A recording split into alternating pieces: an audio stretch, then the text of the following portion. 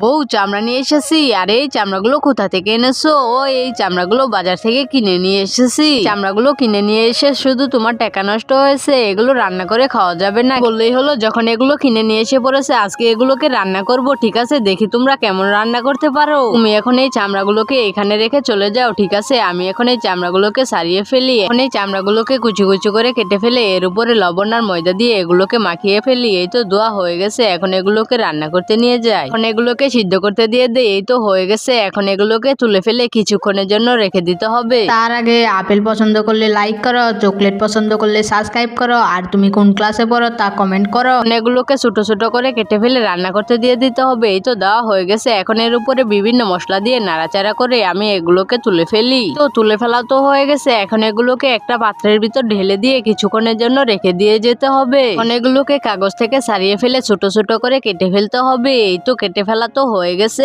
এখন এগুলোকে খাওয়ার জন্য নিয়ে যেতে হবে। তো আমি রান্না করে নিয়ে এসে পড়েছি। ও তাই নাকি? হ্যাঁ, এখন তুমি খেয়ে বলো কেমন হয়েছে। আরে আজকের রান্নাটা তো অনেক মজা হয়েছে।